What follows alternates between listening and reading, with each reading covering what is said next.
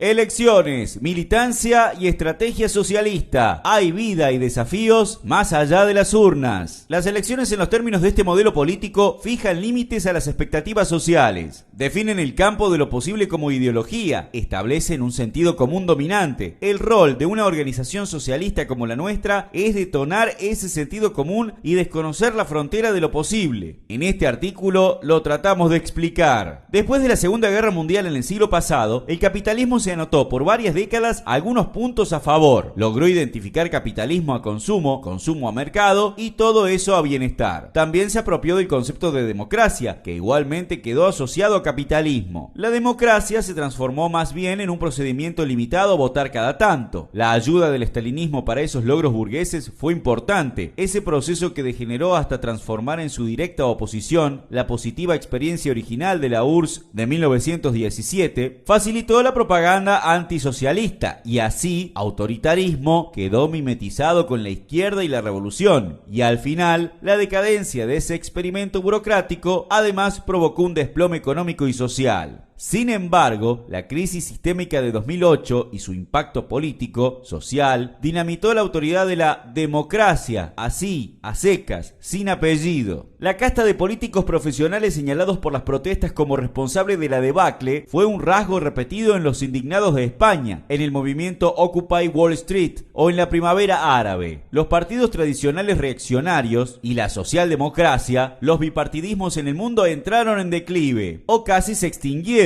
En Argentina, el 2001 marcó un punto de inflexión. Fue la explosión del pilar clave de la democracia capitalista del país, el bipartidismo tradicional. Los progresismos en Europa, tipo Syriza o Podemos, y en América Latina todo el diverso espectro del bolivarianismo, se construyeron para bloquear la evolución a izquierda anticapitalista de sectores amplios de la juventud y la clase obrera en el medio de la crisis. Sin embargo, su asimilación al capital y la democracia de castas, o el giro a posiciones conservadoras para dar señales al mercado, como ahora el kirchnerismo en campaña electoral, no hacen más que reforzar el descreimiento y la apatía en los mecanismos ya desgastados de este modelo político. En todo caso, convencen sin entusiasmo con son lo menos peor de toda la oferta. Claro, siempre dentro de lo posible. Ese es el marco de esta discusión. Los delirios de un loco. Cuenta en sus memorias Nikolai Sukhanov, testigo presencial de la Revolución Rusa de 1917, que un día, mientras Lenin leía por primera vez en una conferencia de su partido las tesis de Abril, un menchevique lo interrumpió haciendo escándalo y gritando: «¡No puede ser! ¡Son los delirios de un loco!». En concreto, Lenin estaba planteando que la política posibilista de apoyar lo bueno del progresista Kerensky y criticar lo malo era totalmente equivocada, que había que replantear el carácter de la revolución, empezar por combatir implacablemente al gobierno del mal menor frente al zarismo y la restauración, y que los trabajadores, campesinos y soldados tenían que gobernar. Traigo esta anécdota al debate porque repetidamente los socialistas nos encontramos con una barrera a superar, que es el prejuicio alimentado hacia nuestra visión de las cosas como si fuéramos utópicos. En general, esa imputación va acompañada de planteos posibles y racionales. Por eso, en lugar de etiquetas, discutamos derechos sociales, causas y propuestas.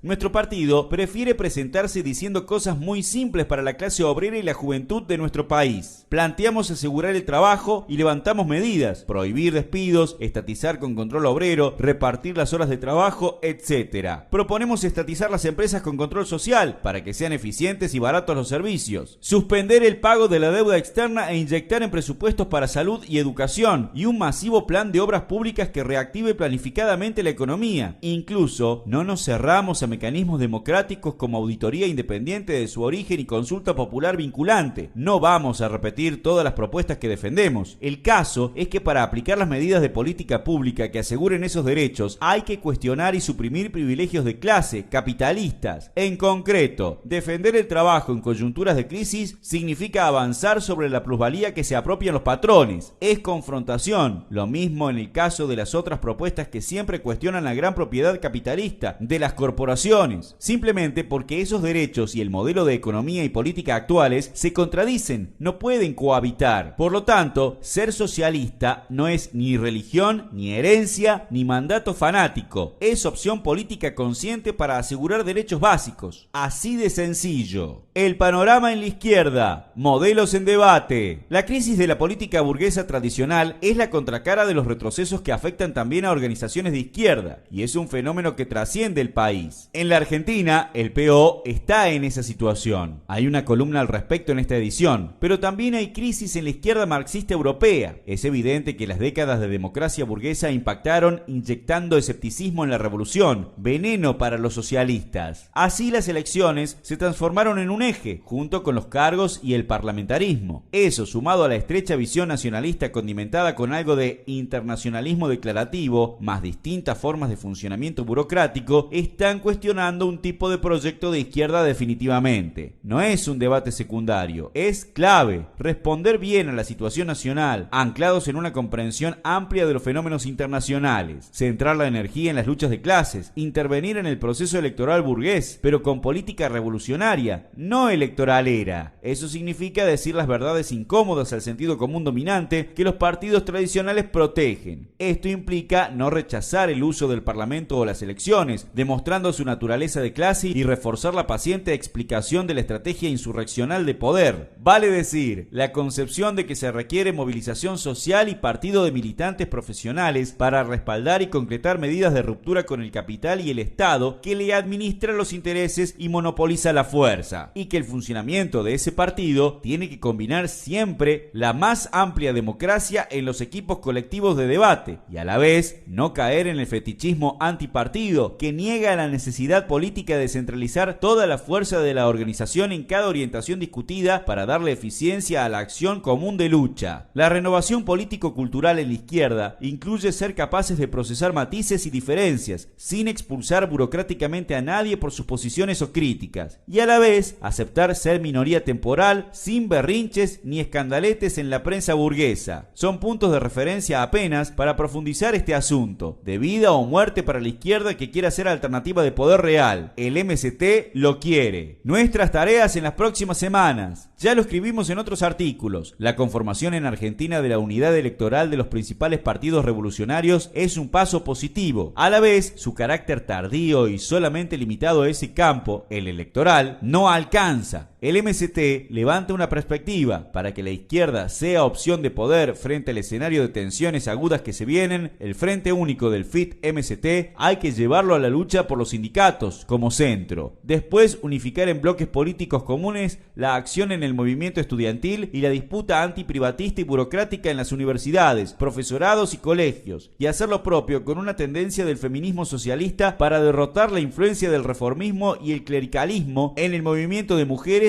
y las disidencias. Ese enfoque lo tiene, defiende, milita y multiplica el MST, nadie más en la izquierda argentina. Las próximas 6 semanas de lucha electoral tienen que servir para fortalecer el voto al Frente FIT-MST frente a los candidatos del FMI, las privatizadas y el clero, pero esencialmente mucho más para sembrar estas ideas de fondo y anticipar con propuestas el escenario al que vamos, de intensa confrontación con el ajuste y el gobierno que asuma. Por lo tanto, no alcanza con votar, hay que activar, organizarse políticamente y militar en el MST que lucha por toda esta orientación, preparándose para ser una potente fuerza revolucionaria de reorganización económica y social del país con la conducción política de un gobierno obrero y socialista. Ninguna utopía, apuesta razonada y apasionante de futuro próximo, necesario y posible.